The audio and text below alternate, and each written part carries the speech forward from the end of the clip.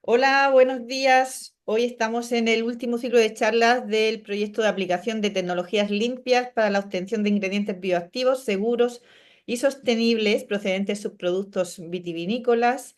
Y tenemos el placer de tener dos expositores hoy en estas dos charlas. El primero que voy a presentar es don Armando José Rivero Laverde. Él es químico farmacéutico por la Universidad Nacional Mayor de San Marcos, en la Universidad de Lima, en Perú. Él es químico, perdón, por la Universidad de Lima en Perú, pero actualmente está trabajando en la Universidad Nacional Mayor de San Marcos. Eh, Tiene un máster en Dirección y Administración de Empresas por la Universidad Internacional de La Rioja en España. Tiene una especialización en marketing y desarrollo de nuevos productos por la Universidad Peruana de Ciencias Aplicadas. También fue egresado de la Maestría de Productos Naturales y Biocomercio por la Universidad Nacional Mayor de San Marcos y igualmente se especializó en Dirección de Proyectos de la Universidad Internacional de La Rioja. Ha sido jefe de producción de laboratorios farmacéuticos como Bayer en Perú o Pfizer también, director general del Centro Nacional de Control de Calidad de Medicamentos del Perú, así como director farmacovigilancia y tecnovigilancia de la Seguridad Social del Perú y es past president del Instituto Peruano de Productos Naturales. Es secretario y miembro de la Academia Nacional de Farmacia del Perú, asesor permanente de la Fundación Instituto Hipólito Unanue y realiza actividades de asesoría y consultoría con énfasis en proyectos de innovación y mejora organizacional y en productividad. Tiene más de 30 años como docente en la Universidad Nacional Mayor de San Marcos, es director del Departamento Académico de Farmacotecnia y Administración Farmacopéutica de la Universidad Nacional Mayor de San Marcos y forma parte de diversos grupos de investigación, como el orientado al desarrollo e innovación de alimentos saludables 4.0, el desarrollo de recursos naturales orientados a productos farmacéuticos y dermocosméticos, gestión y marketing empresarial, transformación digital, gobernanza universitaria, emprendimiento, entre los diversos temas que ha capturado su atención. Bueno, ha realizado diferentes emprendimientos y ahora lo tenemos para presentar la charla titulada Bases para la activación del ecosistema de emprendimiento basado en ciencia y tecnología. Muchas gracias, Armando, por estar aquí con nosotros, por permitirnos compartir esta charla maravillosa. Así que cuando quieras tienes la palabra. Muy bien, muchísimas gracias Lola por la presentación. Muy buenos días con todos ustedes, muy buenos días amigos. En fin, espero que tomen a bien las cosas que voy a decir en esta presentación porque tanto posee algo de teoría como de realidad práctica y hay que tener en cuenta que la realidad práctica de la investigación orientada al emprendimiento tiene sus complicaciones y a veces nosotros en las universidades o nosotros en los emprendimientos somos los responsables de esos problemas. Vamos a revisar un poco las cosas y con el objetivo de generar un poco de autocrítica quizás y de revisar un poco el escenario. Acá nosotros tenemos dos espacios que ustedes están viendo que cambian de cuando en vez.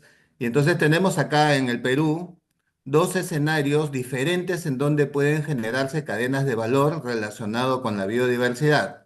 Tenemos aquí, por ejemplo, una zona en la plena cordillera del Cerro de Pasco, en el centro del país, en donde estamos a más o menos 5.200 metros sobre el nivel del mar y donde casi nada crece, pero ese casi nada nos pone en el mapa mundial a uno de los productos adaptógenos más famosos de los últimos tiempos, que es el Lepidium medianía o maca andina.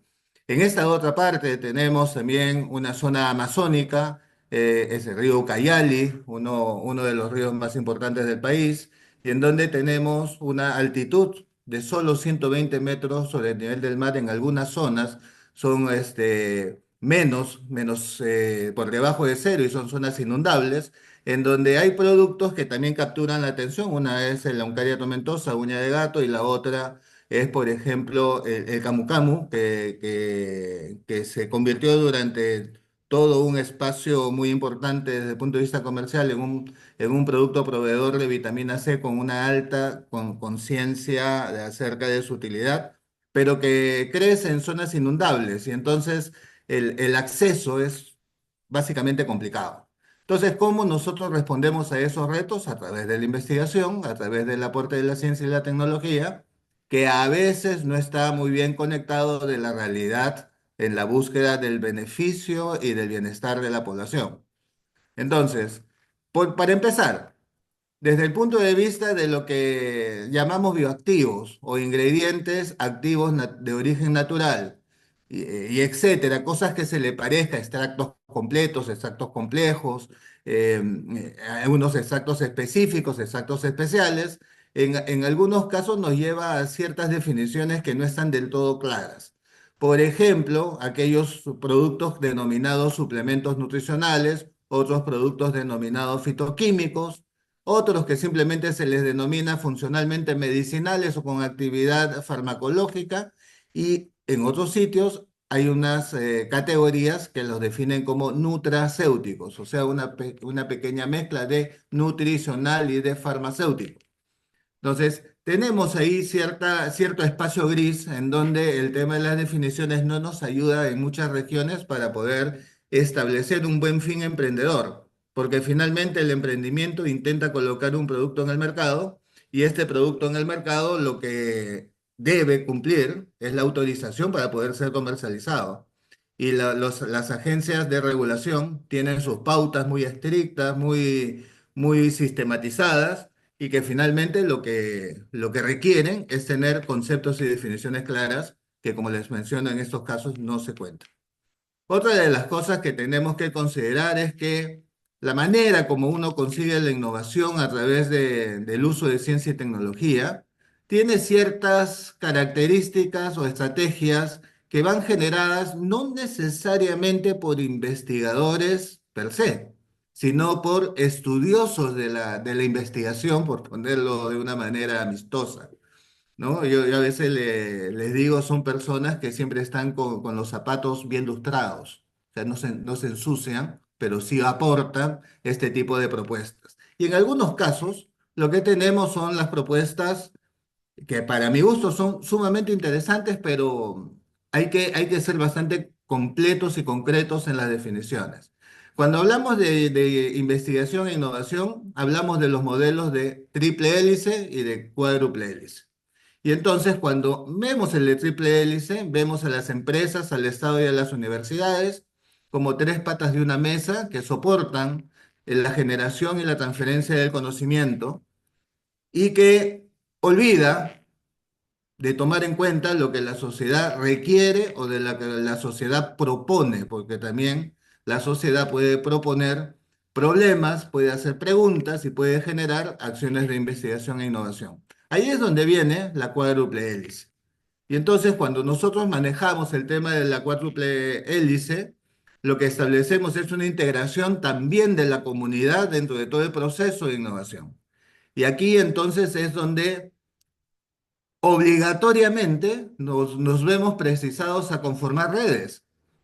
Estamos también dentro del mismo proyecto en donde estamos acogidos ahora. Tenemos que formar redes porque si estamos solos no conseguimos resultados de calidad. Tenemos que conseguir esa configuración, pero para hacerlo de una manera éticamente viable, según mi entender, es que hay que manejar el concepto de la innovación abierta a partir del hecho de que tengamos todos, ¿no?, la participación clara dentro de los esquemas de los proyectos que vamos a integrar. Esta innovación abierta requiere redes, produce una reducción de costos y tiempo, puede generar innovación total o lo que en el mundo empresarial se le llama transformación digital, que no es que le pongamos calculadoras o computadoras al esquema, sino de que cambiamos un modelo de hacer negocios usando tecnología. También, al hacerlo y al tener otras direcciones con respecto al objetivo de investigación inicial, lo que hacemos es mejorar no solamente la propuesta de producto, sino también mejoramos el concepto de el acceso al mercado para acceder a nuevos segmentos de mercado que probablemente al inicio no estaban considerados. Esta innovación abierta propone la participación del usuario, o en términos generales de la comunidad, a través de espacios de encuentro como los showroom, la experimentación, la co-creación, el codiseño, los focus group, etcétera, etcétera. Hay diversos espacios en donde podemos echar mano de la opinión y de los aportes de la comunidad hacia los equipos de investigación. Cuando queremos hablar de emprendimiento, el emprendimiento per se requiere responder preguntas, como por ejemplo establecer mejor la idea del proyecto o la idea del negocio. Y hay muchas herramientas que se emplean en investigación que pueden fortalecer esta propuesta de negocio. ¿Qué es lo que nosotros consideramos de que para producir un proyecto que sea exitoso o con la mayor probabilidad de éxito en los esquemas convencionales, lo que necesitamos es justamente ser innovador también en los esquemas de trabajo, utilizar diversas herramientas que son prestadas de otros sectores, pero que pueden permitir conseguir información que va a mejorar la calidad en la toma de decisiones.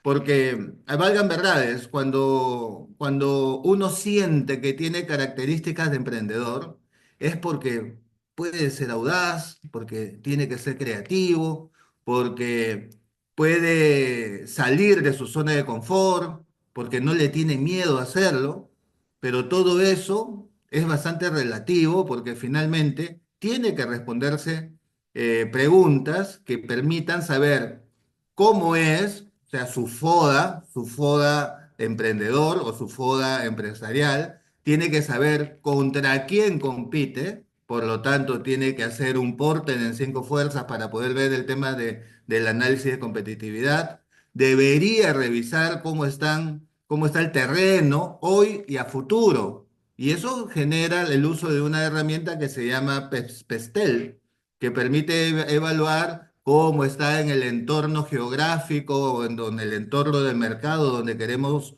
llegar, cómo está el esquema político, cómo va a estar el tema económico, el tipo de cambio, cómo están las relaciones comerciales. Tenemos que revisarlo porque sí, pues hay que ser audaz, pero no hay que ser tonto. Entonces uno tiene que revisar esta información para poder tomar buenas decisiones. Y en cada paso del emprendimiento tenemos así una posibilidad de contar con un baúl de herramientas que prestadas de otros sectores nos puedan permitir generar decisiones importantes. Pero si seguimos viendo esto, vamos a encontrar de que esas herramientas son científica y tecnológicamente, en algunos casos, algo complejas. Y lo que se necesita entonces es que, habiendo conformado alguna pequeña red de consulta por parte del emprendedor, pues la universidad, por ejemplo, pueda ayudar a desarrollar este tipo de acciones. La idea es que debemos de trastocar la estadística de supervivencia de los emprendimientos. O sea, la estadística nos dice de que no más de 5 emprendedores de 100 son los que logran pasar lo que le llaman el valle de problemas o el valle de lágrimas o valle de la muerte, que es un plazo de 3 años para consolidar la empresa en el mercado. Si no sobrevive esos 3 años, ya no va a tener posibilidades posteriores probablemente. Y entonces es mejor curarse en salud a través de este tipo de aplicaciones de herramientas que lo que hace es generar pequeñas preguntas para poder resolverlas con pequeñas acciones de investigación. Tenemos diversos escenarios dentro de todo el recorrido del lanzamiento del emprendimiento para que finalmente nosotros tengamos la posibilidad de tener la, digamos, el lanzamiento de este emprendimiento con altos valores relacionados con el éxito. La cadena de valor que nosotros tenemos que desarrollar con la finalidad de consolidar el emprendimiento también genera preguntas y esas preguntas tienen que ser resueltas de alguna forma. Es indudable que mientras más especialización tengamos en cada una de las etapas de esta cadena de valor, el resultado va a ser mucho más positivo y de mucha mayor calidad. Sin embargo, vamos a complicar la cosa porque acá tenemos el ecosistema y en el ecosistema hay una serie de participantes que no necesariamente hablan el mismo idioma y que a la hora de poder relacionarnos con ellos, vamos a tener que buscar a alguien que traduzca las intenciones de cada actor. La universidad, el investigador y el emprendedor tienen que juntarse para poder establecer, digamos, los escenarios más apropiados para un manejo idóneo de los proyectos de innovación que van a generar un emprendimiento.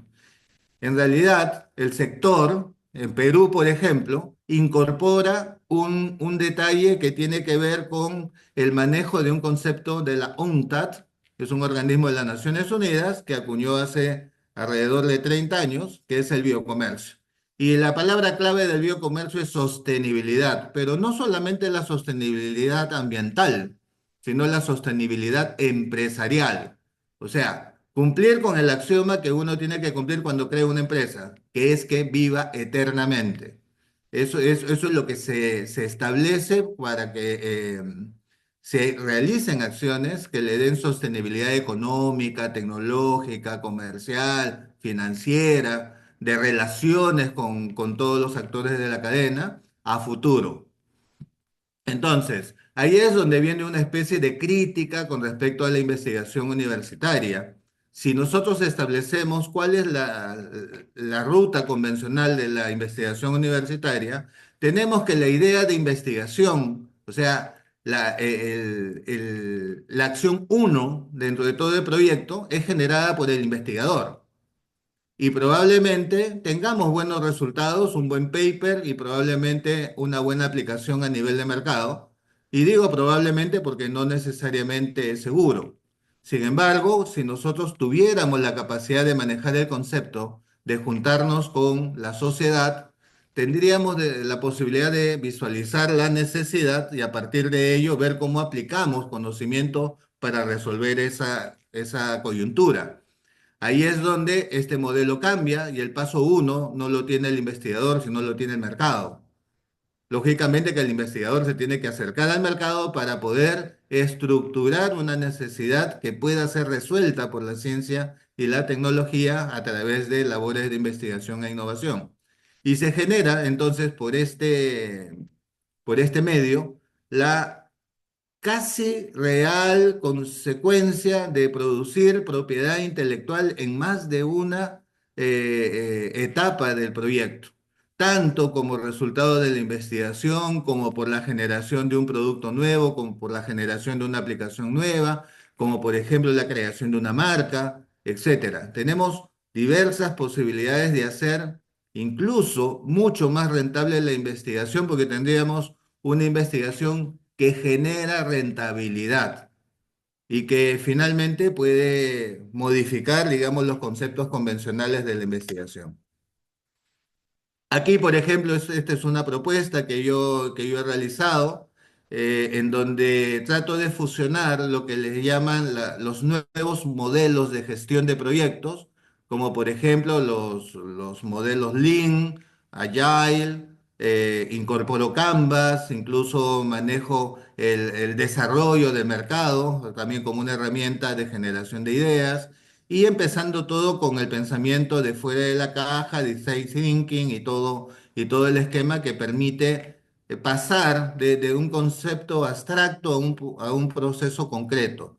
Y en este caso, una de las cosas que tenemos que establecer es que los puntos en donde generamos reuniones de decisión tienen que ser precisos y tienen que ser efectivos porque la reunitis que a veces nos agobia, reuniones para todo, a las finales termina no necesariamente generando resultados. Nosotros tenemos puntos en los cuales vamos a necesitar tomar decisiones. En este caso, por ejemplo, es una decisión en el punto en el cual yo tengo mi esquema o mi matriz de investigación y tengo que pasar a hacer la investigación a través de diversas vías o diversas aplicaciones, pero esa matriz tiene que permitir concentrar los esfuerzos en lo importante que en el caso de emprendimiento es conseguir toda esa información que me permita a mí comercializar. Significa que tengo que tener información para poder obtener mi licencia, para poder comercializar el producto, y necesito tener información para poder decirle al potencial consumidor todo lo bueno que tiene mi producto. Y entonces, en ese sentido, la investigación no queda tan a la ligera, sino está enfocada a algo que nos va a conseguir esta última parte del proyecto, en donde el mismo mercado me va a través de un servicio postventa, me va retroalimentando con información para conseguir mejora en el producto o mejora en el servicio. Además, una de las cosas que tenemos que considerar es que nuestros laboratorios en la universidad o los laboratorios en los que se hace investigación, innovación y desarrollo tienen que contar con los recursos necesarios para poder efectuar una actividad del nivel que se requiere. Ahí es donde las universidades deben de evaluar si las condiciones de trabajo con las que realizan las investigaciones permiten asegurar el resultado de las investigaciones, justamente para poder saltar de un punto de la investigación a un punto de innovación y al emprendimiento. O sea, esa transferencia de conocimiento y transferencia de información, en muchos casos, no cuenta con la consistencia necesaria para asegurar un resultado. Es por eso de que se manejan estas escalas de madurez tecnológica para los ambientes de investigación en las universidades, y que lo que permite es enfocarnos en el mayor problema que sucede en la investigación universitaria, por ejemplo, que es pasar de la investigación básica a pasar a las aplicaciones comerciales. A través de los conceptos relacionados con la madurez tecnológica, nosotros podemos evitar lo que le llaman cuello de botella tecnológico, y que impide efectuar una transferencia tecnológica apropiada hacia los modos industriales de producción de productos. Esta etapa tiene que ser resuelta a partir del hecho de que las mismas universidades tomen conciencia de estos puntos. Los sistemas nacionales de ciencia y tecnología ya lo están tomando en cuenta. Los fondos concursables tienen también como requisito el cumplimiento de esta escala de madurez. Entonces hay que tener esto muy en cuenta. Como conclusiones, podemos decir, mi propuesta es de que en el caso de los productos bioactivos o ingredientes activos naturales, tenemos que considerar el manejar la cadena de valor bajo principios y criterios de biocomercio, que tiene que ver con sostenibilidad completa, ¿no? De toda la cadena de valor. También hay que establecer de que las herramientas de gestión son importantes. O sea, a veces hay un divorcio ahí entre lo que puede hacer un empresario y lo que puede hacer un investigador, pero la gestión es la gestión de un proyecto, y eso se tiene que aplicar para darle también consistencia y sostenibilidad al proyecto en sí. También el ecosistema de investigación tiene que permitir de que todos los actores, los stakeholders, participen de manera idónea, hablando el mismo idioma, porque los proyectos son multidisciplinarios y las opciones y las preguntas tienen muchos factores para ser resueltas. Otra de las cosas que también tenemos que considerar es que la investigación tiene que producir transferencia tecnológica. No se debe quedar solamente en la investigación de cuatro paredes. Y al necesitar esa transferencia tecnológica, tiene que considerar herramientas de calidad, de productividad y de rentabilidad. Finalmente, lo que también hay que considerar en el tema relacionado a la investigación aplicada es que finalmente podemos generar emprendimiento desde la universidad a través de los modelos spin-off, con base científica, con base tecnológica, pero con orientación comercial, para que se pueda encontrar un resultado muy efectivo de la aplicación del modelo abierto de la investigación a través de conseguir establecer la cuádruple hélice, incorporando a la comunidad dentro de los esquemas de investigación. Con esto yo quiero terminar diciendo de que es un gran placer haber participado en este proyecto en este año. Muchísimas gracias, Lola, por la posibilidad de hacerlo. Y aquí está el tema que yo tenía bien presentarles. Muchas gracias. Muchísimas gracias, Armando. Muy interesante, muy didáctica la presentación. Hemos aprendido mucho, sobre todo los que no nos dedicamos al tema tan de emprendimiento. Y bueno, no sé si alguien de los que hay ahora mismo conectados quiere hacer alguna pregunta. Si no, a mí me surge, por ejemplo, el tema que tú tratas realmente es un tema bastante importante. Cada vez más las universidades en los últimos años se ha ido separando tanto de la sociedad que a veces están demasiado poco conectadas y eso ha dado lugar a, bueno, a muchas creencias también populares que no creen en cosas científicas y aparecen otro tipo de teorías. Quizá el problema sea esa desconexión. En ese sentido, yo no sé si en Perú, ¿cuál es la principal brecha que encontráis a lo mejor a la hora de trabajar entre la academia y la sociedad en general? Porque la empresa es un poquito más cercana, porque muchas veces quieren innovar y quieren hacer cosas nuevas.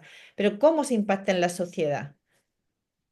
Es que es justamente ese es el problema cuando nosotros nos manejamos como entes raros, especiales, ¿no? Como investigadores universitarios intramuros, ¿no? Y porque pensamos de que nuestro conocimiento es solamente nuestro y tenemos miedo a compartirlo porque no sabemos cómo hacerlo.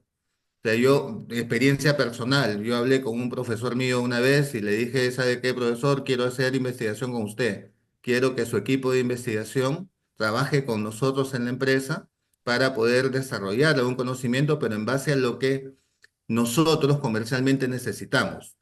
O sea, nos importa, sí, su conocimiento, pero la dirección de la investigación la tenemos nosotros. Vamos a resguardar la propiedad intelectual, vamos a resguardar todo lo demás, lo vamos a hacer de manera legal, con todas las condiciones que se requieran. Pero creo que le puse mucha letra en la conversación y se me asustó el profesor y hasta ahora no se repone, después de como 30 años, porque no ha pasado nada al respecto, ¿no? O sea, salvo aquellos proyectos que son financiados, ¿no? Y en donde por fuerza tiene que intervenir la empresa, que ese ya es otro tema. Otro detalle es de que los empresarios, muchos, piensan de que los investigadores son ratones de biblioteca, ratones de laboratorio, están metidos ahí. Y por otro lado, en la universidad se piensa que los empresarios son piratas con ojo de vidrio, o sea que nos engañan, ¿no? Y que a las finales quieren buscar su beneficio. Eso es verdad, pero cuando uno quiere avanzar, tiene que aprender a negociar y tiene que aprender a cómo conseguir resguardar sus derechos y establecer cuál es su participación en los beneficios. Eso es un tema de negociación neta. Lo que pasa es que en la universidad no estamos muy acostumbrados a buscar eso. Los que encuentran ese espacio y lo manejan de manera adecuada, terminan consiguiendo, por ejemplo, de que sus laboratorios tengan el auspicio de empresas privadas, ya sea fabricantes de equipos, ya sea fabricantes de ingredientes o aquellos que buscan innovación. Pero cuando no hay ese match apropiado, ¿no? Con la comunicación y luego con la conversación, llegamos al terreno del divorcio entre estos actores, que es lo que corta el camino de la investigación hacia el mercado, porque el que está cerca al mercado es el empresario, no es el investigador. Entonces, ese actor lo tenemos divorciado. Sí, y bueno, y de hecho yo estaba pensando también porque muchas veces a la hora de impactar en la sociedad es una forma indirecta, por decirlo de alguna forma, pero sería impactando en las políticas públicas. Sí, Sí, claro. pero no sé si van tan a la par academia con política pública. Tienes que tener poder político para hacerlo. Tienes que tener presencia política para hacerlo. Sí, me imagino que sí, totalmente. No sé si alguien de los que hay conectados, porque las charlas se van a difundir por YouTube en el canal de agronomía, pero a posterior no sé si alguien de los que hay conectados quiere hacer alguna acotación o alguna consulta. Si no, simplemente Armando, agradecerte por la charla. Mil gracias, siempre por la buena predisposición. Y vamos a continuar entonces con el segundo invitado de hoy, que es el doctor Antonio Obregón. Aquí lo tenemos. Lo que sí te voy a pedir, Armando, que dejes de compartir para que pueda compartir Antonio.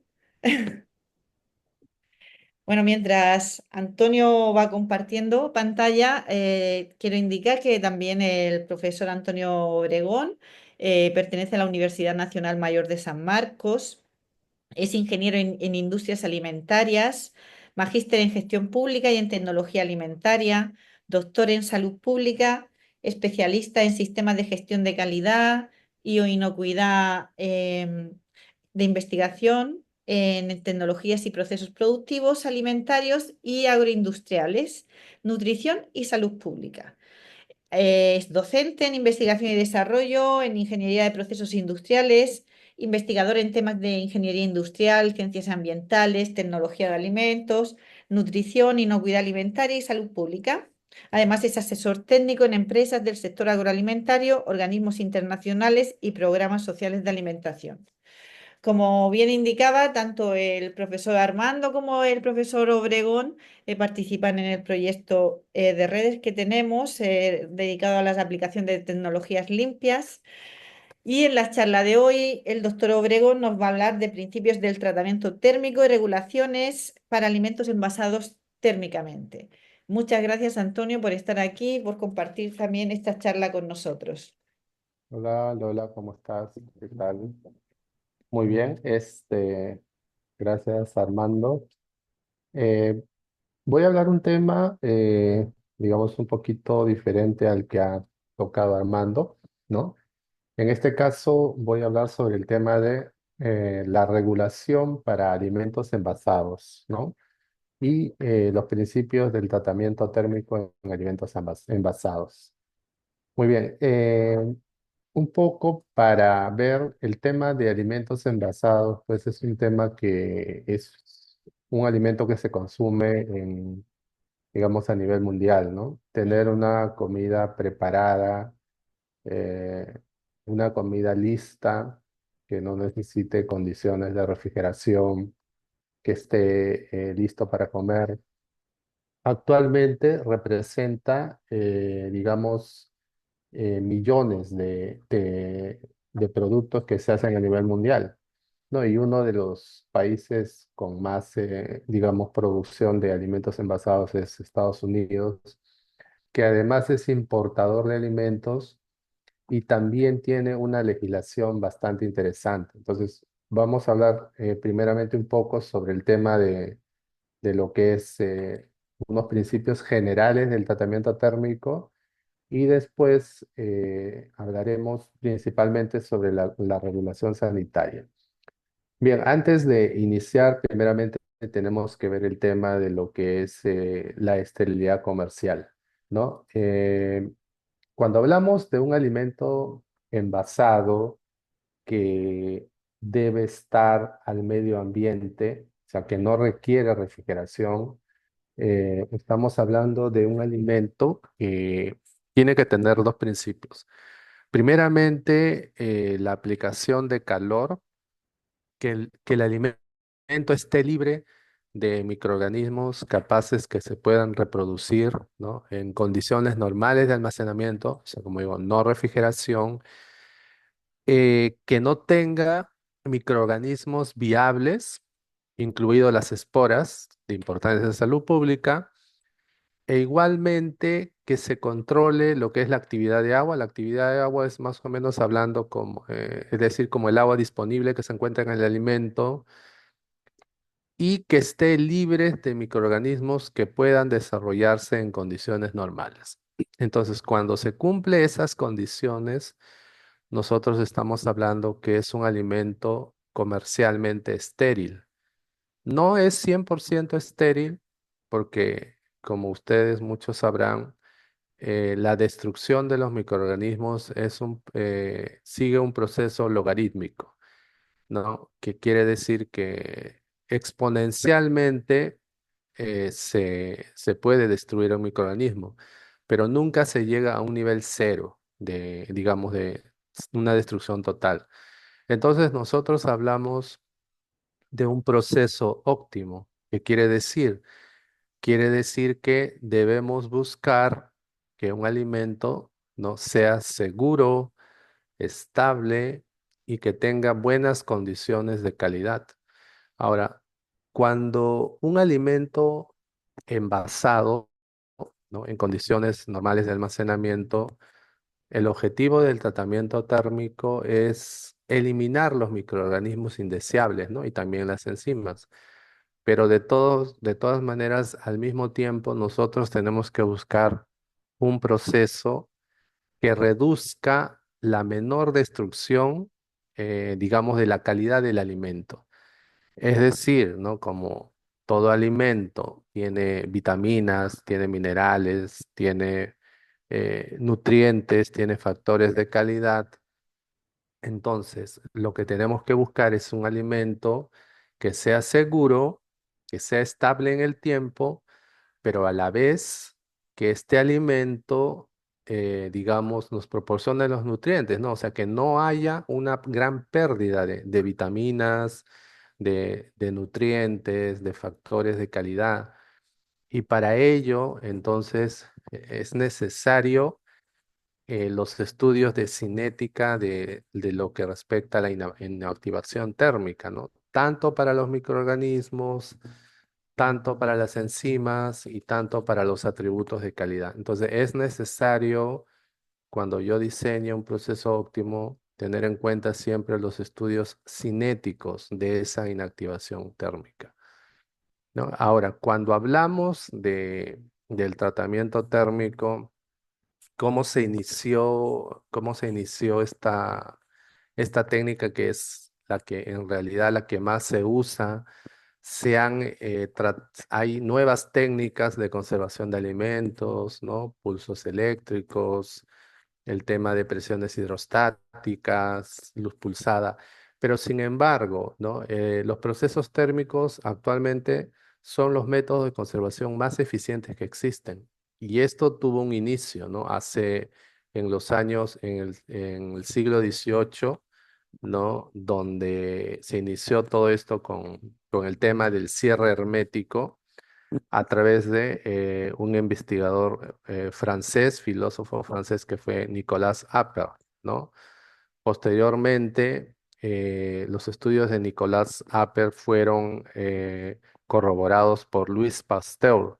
Entonces, ¿cómo se inicia esto? Se inicia esto porque en aquella época Napoleón Bonaparte, ¿no? Napoleón Bonaparte, y con el tema de las guerras, quería tener alimentos que puedan durar mucho tiempo, ¿no? Porque se iban las tropas pues a pelear por semanas, meses, años, y no había un alimento que te dure tanto tiempo, ¿no? Entonces es ahí donde hizo un concurso, ¿no? Un concurso donde el premio era 65.000 francos, para esa época era bastante, y fue pues Nicolás Sapper. Lo que hizo Nicolás Sapper es agarró un alimento, lo metió dentro de un bote cerrado, ¿no? El cierre hermético, lo calentó y ese alimento él se maravillaba que duraba bastante tiempo y no sabía por qué. En realidad nunca supo por qué, a qué se debía que ese alimento dure tanto tiempo. Ya después, posteriormente, Luis Pasteur, ¿no? Descubrió que eso se debía principalmente a los microorganismos, ¿no? Y es ahí también cuando Luis Pasteur posteriormente implementa lo que es el proceso de pasteurización. Entonces, cuando hablamos de un tratamiento térmico, tenemos que hablar de los microorganismos y de la flora alterante que va a afectar el microorganismo. En ese sentido, hay una variedad de microorganismos, ¿no? Que, digamos, propias del alimento o probablemente también se pueda contaminar, pero de ellos, la mayoría se destruyen fácilmente. Sin embargo, hay dos cepas, en este caso del género Bacillus, principalmente los Bacillus y los Clostridium, que en realidad son microorganismos no muy, digamos, resistentes, pero ¿cuál es el problema de ellos? Es que esporulan. Entonces, los del género Bacillus y del género Clostridium en condiciones, digamos, no adecuadas, ellos forman esporas. Y el problema es que cuando estos microorganismos o esas formas vegetativas forman esporas, es ahí el problema, porque las esporas, una vez que el microorganismo ha esporulado, esas esporas van a soportar tratamientos muy severos. No es fácil destruirlas con calor, con deshidratación, con compuestos químicos, como si se destruiría una forma vegetativa, ¿no? Y no solo ello, sino que estos microorganismos, principalmente el Clostridium botulinum, genera una toxina, ¿no? En condiciones, digamos, si una vez que la espora del Clostridium, si el tratamiento térmico del alimento no ha sido el eficiente, esta espora puede germinar y puede desarrollar una toxina, que es una toxina letal. En este caso es la toxina botulínica, ¿no? Esa toxina botulínica es una toxina letal donde una muy pequeña cantidad puede matar a un toro. Estamos hablando de microgramos, de nanogramos, ¿no? Y esto ha sido pues una de las causas principalmente por lo que Estados Unidos ha implementado una regulación más estricta con respecto a los alimentos envasados, ¿no? Porque esta toxina, ¿no? Y si nos preguntamos por qué el Clostridium botulinum, pues porque genera, primeramente el Clostridium es una bacteria que es formadora de esporas. Además es anaeróbica estricta, que quiere decir que puede desarrollar un alimento envasado donde las condiciones anaeróbicas son más que evidentes. Y a su vez, su toxina, ¿no? Se necesita pequeñas cantidades para producir una dosis letal y no solo ello, ¿no? Sino que sus esporas de este microorganismo son altamente resistentes. Van a soportar, para que se destruya la espora, se necesita un tratamiento de 121 grados por 3 minutos, ¿no? Y es bastante. Y ahí es donde juegan dos parámetros muy importantes cuando se envasa un alimento herméticamente cerrado. Es el pH y el contenido de humedad. Esos dos factores son críticos cuando se va a diseñar un proceso, ¿no? Y el valor de 4.6 va a representar un límite donde yo voy a separar, por un lado, los alimentos de baja y de alta acidez, ¿no? El valor de actividad de agua de 0.85 igual me va a mí definir cuáles son los procesos térmicos que yo debo diseñar, ¿no? O que una industria debe diseñar. Por ejemplo, en alimentos envasados, nosotros tenemos alimentos que duran muy poco tiempo, ¿no? Y que necesitan refrigeración de 4 a 7 grados centígrados. Estamos hablando de yogur, por ejemplo, el yogur, ¿no? Flanes. Son productos envasados, pero esos productos, como requieren de refrigeración, solamente el proceso que se le debe dar es solamente una pasteurización. Igualmente, estos productos de vida corta, más o menos hasta unas 6 semanas, también que se almacenan en refrigeración, también requieren pasteurización. Pero si yo quiero diseñar un producto, ¿no? Que tenga una larga vida, estamos hablando de meses a 4 años aproximadamente, y que no va a requerir refrigeración, ¿no? O sea, fuera del refrigerador, o sea, que yo lo puedo almacenar a condiciones del ambiente, ahí juegan varios parámetros, ¿no? El pH es muy importante, el pH. Si ese alimento tiene un pH de menos de 3.7, es solamente pasteurización, ¿no? Y si no es así, ¿no? Si es, digamos, mayor de 3.7 hasta un valor de 4.6, ¿no? y si su actividad de agua es menor de 0,95 es pasteurización. Pero ¿qué sucede que si el alimento tiene un pH de más de 4,6? Tendremos que hacernos la pregunta también, ¿no? Si el producto contiene nitritos o no, porque se ha estudiado que los productos que contienen nitrito inhiben el desarrollo del Clostridium botulinum.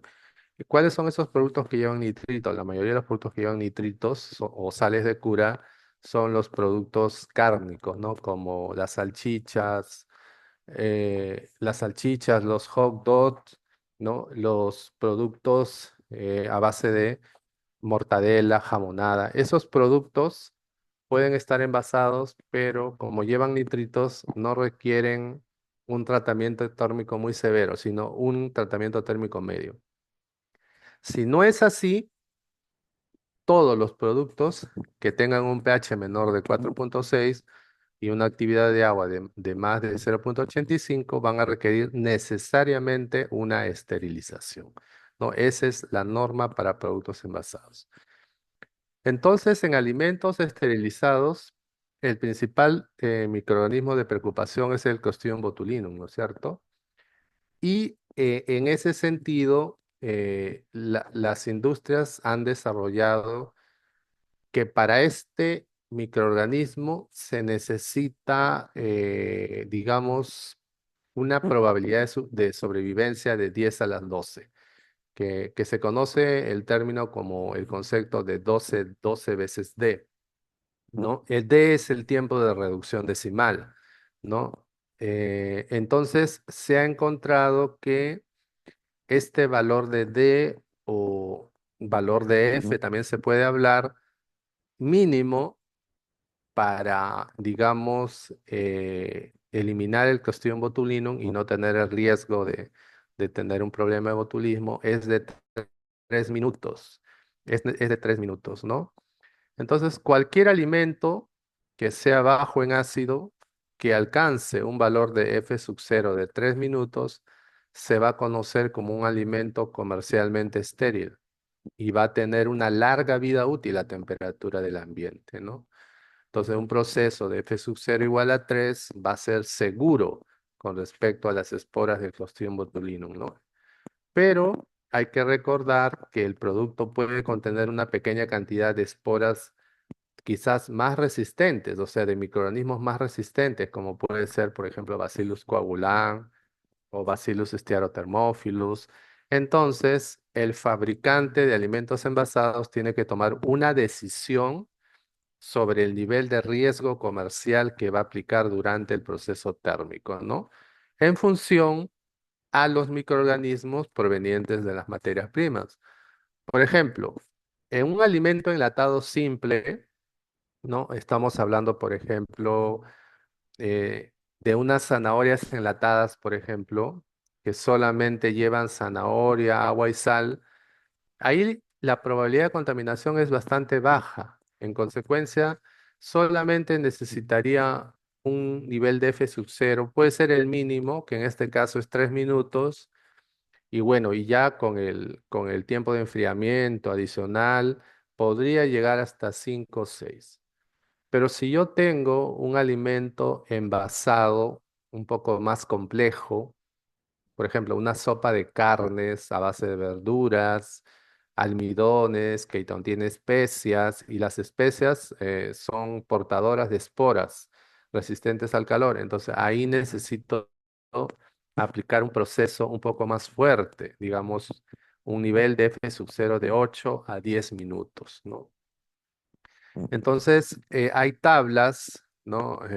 Donde los valores de F o los valores de F recomendados van a estar en función a los tipos de productos y en función a los tamaños del envase. O sea que no siempre vamos a necesitar 3 minutos de letalidad para todos los productos, no siempre va a estar en función a las recomendaciones y a las decisiones de los mismos productores en función a la calidad de las materias primas, ¿no? En consecuencia, tenemos que analizar que hay alimentos, ¿no? Hay alimentos que tienen un pH digamos, de baja acidez, que es mayor de 4,6, ahí tenemos que tener en cuenta ciertos microorganismos como los termófilos o los mesófilos, ¿no? Dentro de los mesófilos, el botulinum y el Clostridium sporogenes son los principales. Ya en los alimentos ácidos y muy ácidos, que tienen pHs menores de 4,6, ahí los microorganismos ya son otros, o sea, son microorganismos un poco menos resistentes, ¿no? Y los tratamientos térmicos también van a ser menos severos. Entonces, en función a ello es que se planteó o no esta regulación de alimentos envasados térmicamente, ¿no? Por los Estados Unidos, que es la regulación LAT-AF, ¿no? LAP significa de alimentos envasados de baja acidez y AF de alimentos acidificados, ¿no? ¿Y por qué se planteó precisamente esta regulación? Precisamente por el tema del problema del botulismo, ¿no? Porque más del 40% de alimentos, ¿no? Tienen baja acidez que se consumen en Estados Unidos provienen del extranjero. Y ese 86% de esas empresas que se han registrado producen estos alimentos envasados están fuera de Estados Unidos, ¿no? Entonces, bueno, como Estados Unidos es un país y, bueno, la mayoría de los países desarrollados tienen alimentos envasados listos para comer porque pues la vida por sí, el trabajo no les permite muchas veces o tienen muy poco tiempo de cocinar. En consecuencia, esta regulación es bastante importante, ¿no?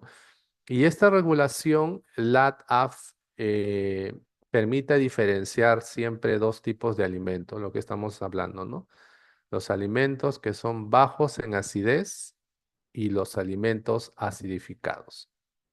Y siempre los dos parámetros importantes son el pH, ¿no? Si es mayor o menor de 4,6 y una actividad de agua de 0,85. En cualquier tipo de envase, ¿no? Sea latas, sea vidrios, sea bolsas, sea Tetra Pak, cualquier tipo de envase, ¿no? Y lo que pide la regulación es pues que las plantas de procesamiento tienen que estar registradas, o sea, tienen que estar registradas ante la FDA, ¿no? Donde la FDA pues es el organismo regulador de la inocuidad alimentaria de los Estados Unidos. Entonces tienen que registrarse, tienen que obtener un registro y a su vez también hay que entregar información relacionada con los procesos térmicos, lo que estamos hablando un momento, cuál ha sido el nivel de F sub cero que ha tenido el producto, cuál es el nivel de pH que ha alcanzado, cuál es el nivel de actividad de agua para poder definir si en realidad el proceso se ha llevado adecuadamente, ¿no?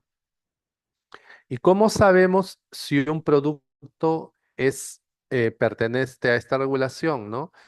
Primero nos preguntamos si el producto está almacenado en el medio ambiente, si el producto está empaquetado y si el producto tiene un pH de 0,85 y es mayor o igual de 4,6.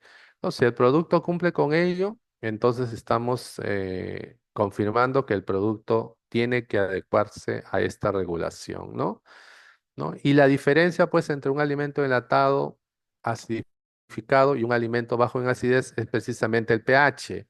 Y lo que estamos hablando hace un momento, un alimento que tiene baja acidez necesariamente tiene que alcanzar un proceso de esterilización comercial, mientras que un alimento acidificado va a necesitar solamente un proceso de pasteurización, ¿no? Pero la regulación no es para todos los productos. Hay algunas excepciones, ¿no? Como por ejemplo las bebidas alcohólicas, porque las bebidas alcohólicas en realidad es muy difícil que desarrolle un microorganismo ahí, por eso que están fuera de este alcance. Igual las bebidas carbonatadas tampoco están incluidos, ¿no? Alimentos fermentados, alimentos que tienen actividades de agua menores de 0,85, por ejemplo, mermeladas, jaleas, de por sí no están ahí porque su propia conservación está basada principalmente en el nivel de actividad de agua, ¿no? Y también todos alimentos que requieren refrigeración tampoco deben de cumplir con la regulación ARF, ¿no? Ese es un... Lo que sí es importante mencionar es que si uno quiere tener más información sobre ello, puede ingresar al Código de Regulaciones Federales, ¿no? De los Estados Unidos, ¿no? Hay una página ahí para ingresar, acá solamente rápidamente lo voy a poner por el tiempo, pero uno puede ingresar a ese, a esta página de lo que es el, un ratito, se ha cortado. Ujú. A ver. Ya, ingresa a la página de regulaciones federales, ¿no? Y ahí pues hay que buscar, hay que meterse de lleno. Siempre tenemos que buscar en el título 21, alimentos y medicamentos, ¿no? En la sección, en el subcapítulo B, que es alimentos para consumo humano. Ahí en alimentos para consumo humano hay una serie de directrices, regulaciones, principalmente para alimentos, ¿no? Y si uno quiere este, buscar este caso, eh, podemos buscar ahí de acuerdo al tipo de producto que uno desee, ¿no? Entonces, esta regulación, bueno, aplica para una variedad de productos, ¿no? Bueno, acá nosotros en Perú,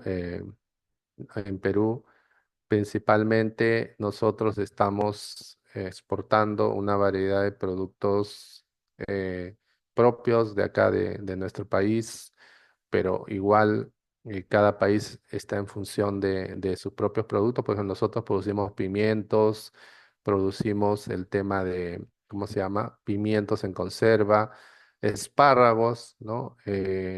Acá en Perú somos los principales exportadores de espárragos a nivel mundial y las empresas tienen que cumplir con esta regulación, ¿no? Jalapeños y no solo hortalizas, también frutas, ¿no? Mangos, piñas, todos los productos que son envasados y que no requieren refrigeración deben necesariamente cumplir con la regulación. Bueno, eso era todo lo que quería presentarle y si hay alguna consulta, estoy para apoyarlos. Gracias. Muchísimas gracias, Antonio, por la presentación, bien interesante, también muy didáctica sobre el tema de los tratamientos térmicos y las regulaciones.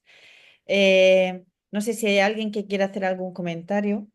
Si no, a mí me gustaría preguntarte, Antonio, un poquito sobre, bueno, tú has hablado aquí algunos factores que son como súper limitantes en para esta inocuidad, buscando esta inocuidad, sobre todo microbiológica, ¿verdad? Ujú. Y hablabas principalmente de tratamientos térmicos, ya sé que era el nombre de la charla, pero ¿nos podrías a lo mejor instruir o contar si existen otro tipo de tratamientos que podrían ser bastante innovadores o eficaces también Sí. para esto o si se están utilizando? Claro, hay otros, lo que es tecnologías emergentes, o sea, las nuevas tecnologías, por ejemplo, el uso de las altas presiones hidrostáticas, o sea, usar alta presión, ¿no? Y el alimento es colocado en una cámara, ¿no? Y se comprime. Y esa compresión hace que destruyan las bacterias, los microorganismos. Es una tecnología que se está usando, ¿no? La otra es la de pulsos eléctricos de alto voltaje. ¿Qué quiere decir? Poner el alimento a conservar en digamos, en una especie de un campo eléctrico, ¿no? Y el mismo campo eléctrico va a hacer de que de alto voltaje va a matar los microorganismos, ¿no? También se usa para procesos de extracción, por ejemplo, extracción de compuestos fenólicos, se están usando. Esa técnica de pulsos eléctricos de alto voltaje ha sido aprobada por la FDA, ¿no? De los Estados Unidos. Y hay productos como zumo de naranja, zumo de manzana, que usan esa técnica. Se dice que es un producto orgánico, libre de aditivos. Hay muchas, hay otra que es la luz pulsada, ¿no? La de pulsos eléctricos, que son pulsos instantáneos. O sea, digamos, hay muchas, pero todavía están en investigación, no es comercial, ¿no? No es comercial y además los equipos son muy caros. Eso es ¿no? lo que yo te Está, iba a preguntar. Sí, claro, ese es el problema. Entonces, por ese lado, el tratamiento térmico con calor ahorita es la técnica pues, que más se usa, ¿no? Porque podemos usar refrigeración, pero la refrigeración es muy cara, ¿no? mm, Es altamente cara. Entonces, la técnica ahorita, la que más se usa es la de calor, pues, ¿no? ¿No? sí, me Aunque hay, imagino. hay técnicas innovadoras, pero esas técnicas, pues no, también muestran cierto rechazo, porque hay gente que dice, oh, la irradiación de alimentos, ¿no? Hoy como está irradiado, como que te da miedo, a pesar que la irradiación es segura, ha demostrado ser segura, igual todavía hay cierto temor por ello. Claro, sí. Y en ese sentido, yo, un par de preguntas más. Una es relacionada con estas técnicas térmicas, igual al aplicarle cierto calor a un alimento, sobre todo cuando tiene Ujú, cierta funcionalidad, ¿verdad? Tiene algunos compuestos ujú. interesantes.